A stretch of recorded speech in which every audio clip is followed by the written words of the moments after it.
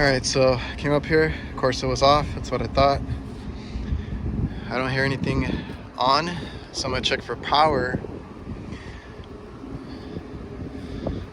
There's a disconnect. I swear, if they turn off the breaker and I came all this way, let me check it. Alright, so we're stuck in defrost. The time is off.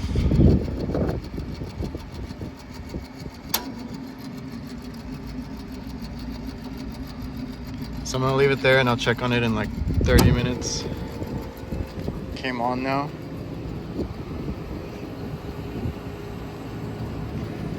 Alright, so let's see, I think I only have, yeah, this is the only one that I have. It's like the upgraded version for that mechanical timer. Hate to waste it here, but that's all I have. I don't know if I'm gonna get these again because they do require a little different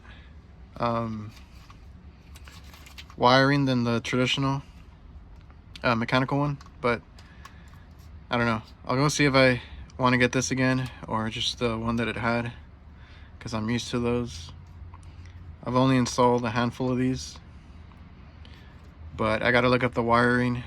I don't have the box anymore, but I gotta look up the wiring because it's not the same, and you gotta run some jumpers on these. It's not as straightforward as the other one.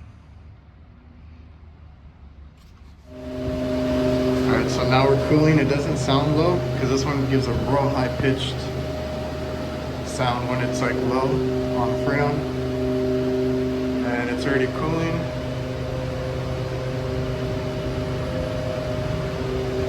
So I'm gonna let it run. The pressures looked okay. It is cold outside today, so they're gonna be a little bit low based on temperature, you know. Okay, and I don't know if you can hear it now, but when I had it off, when I first came up here, that timer was rattling. So what I can do, if I can find my marker, is I put it on the time, and we're gonna put it to like 7:30 there. Right, so I marked it. Now if it doesn't move, then the timer's bad, because obviously we have power, and usually I'm gonna check my notes or when I got the call, because it got called in last night. And if you can tell, when I got here, it was stuck at 6. So they got stuck, and that's when I got the call. Then it's been off since last night. Because I worked on this a few weeks ago. We fixed a Schrader port leak, replaced the Schrader, and it was fine. So we don't have any leaks today. This has to be another issue, which could be the timer stuck in defrost. Or you could just remember where you left it and check back on it, but that's the easiest way, is to mark it, and then you can just tell if the, you know, if it moved or not. Alright, so it is barely moving.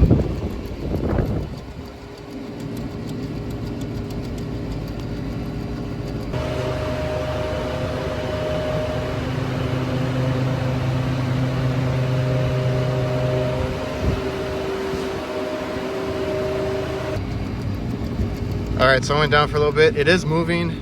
It is technically working, but what it seems to be happening is it's getting stuck or hung up on the defrost time on the screw. So I was here for a leak. We fixed that. I fixed that a few weeks ago before my Vegas trip. So even though I didn't have to work on the timer or anything in here, I do open up and check everything. So I made sure that this was on the right time. Now, that's why it's very important that you do that. That way you know when you run into an issue with the timer that you've already set it to the right time, and then that way it was stuck on a 6 o'clock. I got called around 6:30 that it wasn't working, and it's been stuck at that same time till today.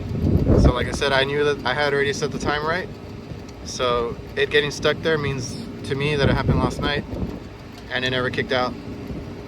So that's why I feel confident. That's, like I said, it's important to look over everything. Even though I was here for a leak, I want to inspect. Now this is an old R22 unit. I want them to replace it. It looks pretty bad, but for now we're gonna replace the timer and get them going. So we're gonna swap it out, upgrade them, and we'll take care of that issue. Right now I put it in defrost to turn everything off. Holy hell.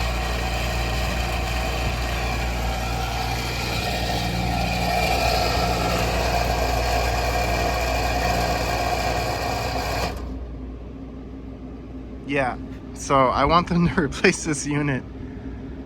That was a pump down, and I don't even think it pumped down into a vacuum or anything. It should have shut off around 10. I'll double check right now with the job link. Damn, that sounded horrible.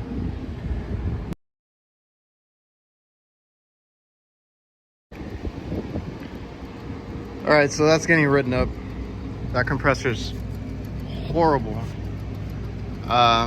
I don't want to do too many repairs to it. I just want them to replace it. All right, so on this one, I did not realize at the time of recording that it was running backwards.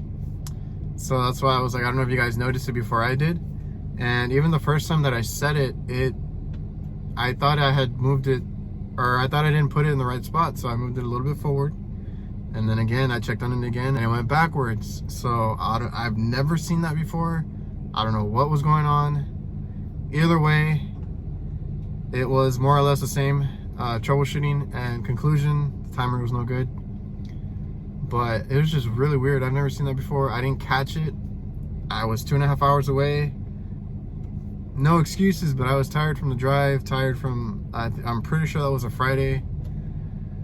And we're getting super busy right now. So every now and then you space out, or you don't think, you don't catch everything, you know, stuff happens. So, but yeah, they need a new one. I'm gonna get them by. We'll change that.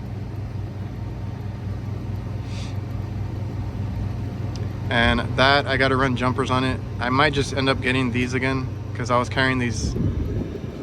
These are replacements for the 8145s, but that way you get that little Grassland style timer.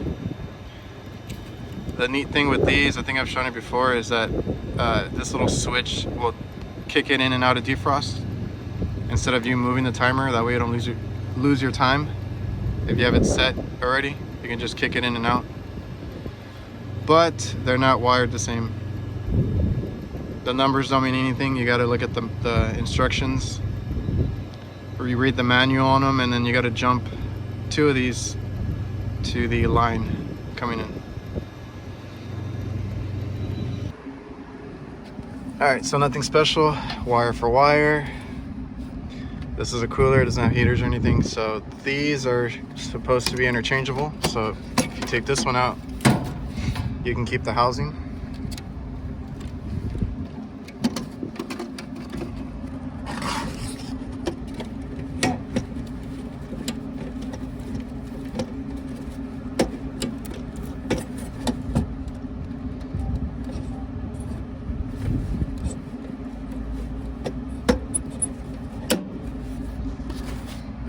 So it snaps in place. It's a cool little upgrade, but I'll see what my supply house has.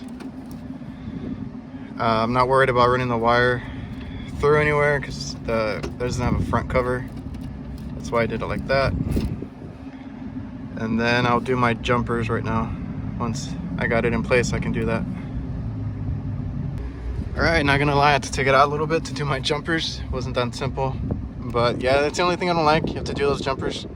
So jumped it out. It's gonna be H to 1 to 4.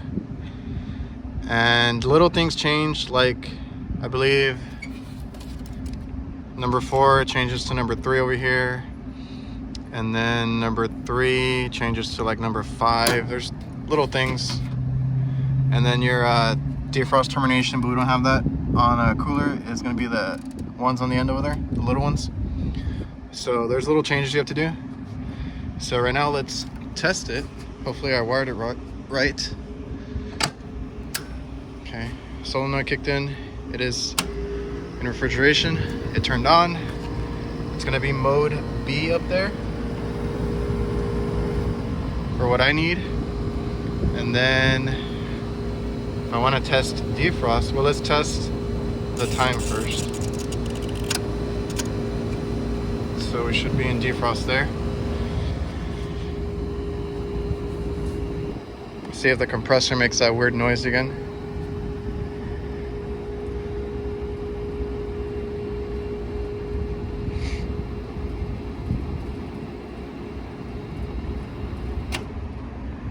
Didn't do it this time, so I don't know what's going on with the compressor.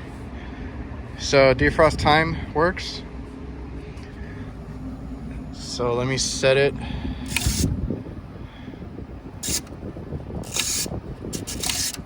Well, I'll set it in a minute. The one thing I want to show you is this little switch.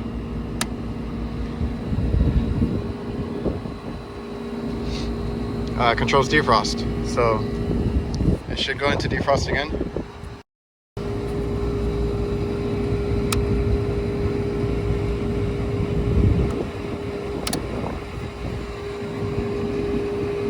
Okay, the red light's on. I went the wrong way on the switch.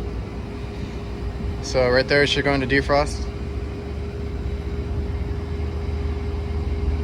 And on these, the green light does not come on. It's only the red light in defrost.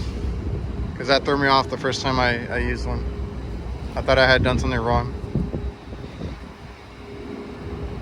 It's not like the Grassland ones that give you like a green light when it's in refrigeration and then red in defrost. It's just red on and off for defrost.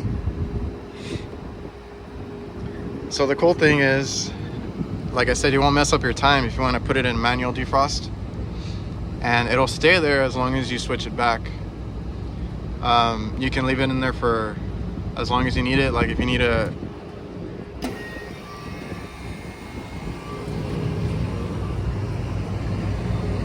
turn it off or put it in defrost for a bit while you do something else, it'll stay there, it won't kick out. I don't think they kick out because it's a switch.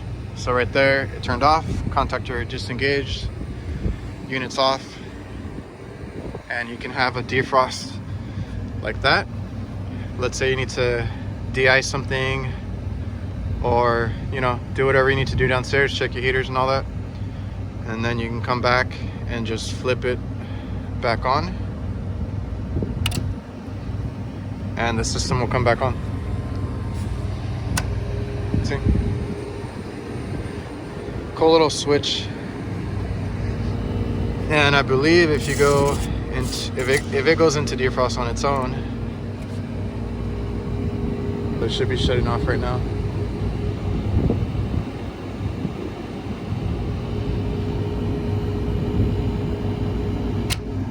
Okay, so it turned off, and I'm not sure if you go the other way. Okay, yeah. So if it's in a defrost, you don't want to mess up the time, you can put it back into refrigeration mode with the switch. You just go the other way. So that's why that's kind of cool. It's not a big deal to do the wiring, but I gotta go see if they even have these in stock anymore. I've had this one for a while now because I've been doing Grassland timers. So let me just set the time. All right, so we're good there. We had 40 earlier, so I'm gonna double check that if we're at 35 yet, but I think that was it. I don't see any other reason to have any other issues with this unit. I was just here for a leak. It turns on and off fine. As soon as I kicked it out of defrost, when I got here, it almost satisfied. We're 40, so I don't see any other issues except that. So that's why I said you got to make sure you know, or if you work on a unit that has a timer, try to make sure that you're always checking the time on it. Make your or set your time, and that way you know if you get called back, it's what time it was at.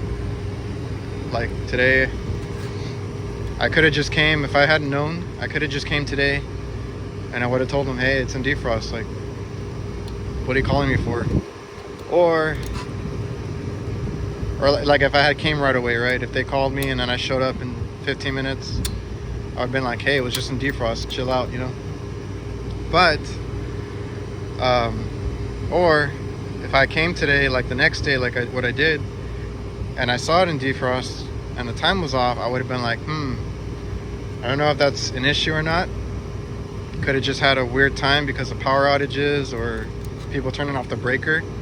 So then I would have done what I did, which was mark it, and then I would have seen that it moved, and I would have been like, okay, it's not the timer, and I would have been chasing my tail trying to figure out something else.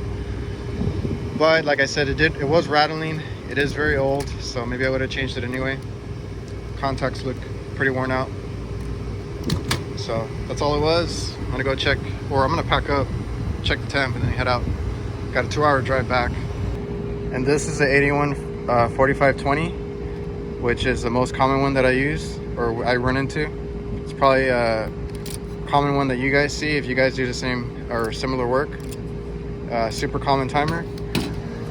And that is, I don't think it's marked anywhere, but it's the 8145 AV, because it's auto voltage also. So it can be 120 or 208.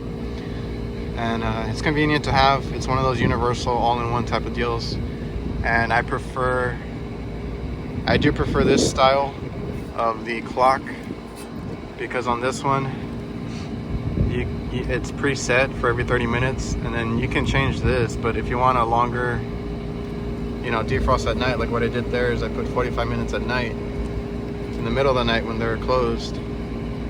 This one you can't do that, so you gotta pick and choose if you want 30, 40 minutes, but it's gonna be for every defrost time that you put on here.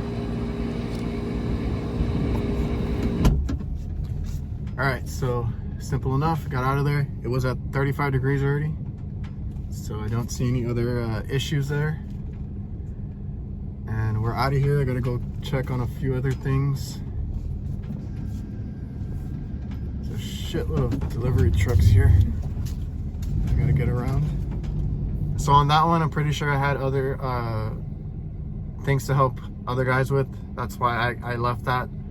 And I went on to do a few other calls. I think I worked late that day. Nothing interesting, but yeah, I didn't catch it. Like I said, when I recorded, it was still the same issue. It basically got stuck in defrost, and then for some reason it was running backwards. And I might do a video on some defrost timers, explaining them a little bit. And I had another one recently that was doing kind of the same thing, getting stuck in defrost. So, but it's a different kind of clock. And here we used that special 8145 AV. I really like those timers. I saw them once at Johnstone and they were demoing it. So, you know, they hooked me. I bought it. I bought them a few times.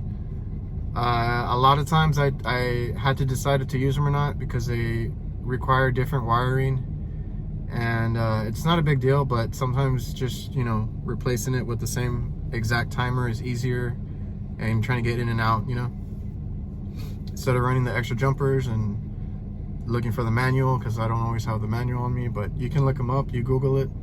That's what I did on this call. I just searched it on my phone and pulled it up and then followed the schematic. Super simple. And yeah, this is just one of those weird, funny things that happened in the field. And like I said, if I go over the timers, I will go through it like I'm training somebody, like if I'm troubleshooting, and explaining it how it goes. I'm not super technical with that kind of stuff. It's just like if somebody's with me, this is how I explain it. So I think I'm gonna do one on timers, different kind of timers. And hope you guys are enjoying those little training videos. And yeah, hope you guys enjoyed. Appreciate all the feedback. I love the way the channel's going. I'm getting your emails. If you email me, some people are just emailing me to chat. That's fine. Over on Instagram, I'm always available. And I'm trying to post more on HVACR or HVAC shorts is my second channel, and TikTok. Those are kind of the same tips. TikTok might have some funny other kind of stuff, so if you guys are on there, follow me, all platforms, and see you guys.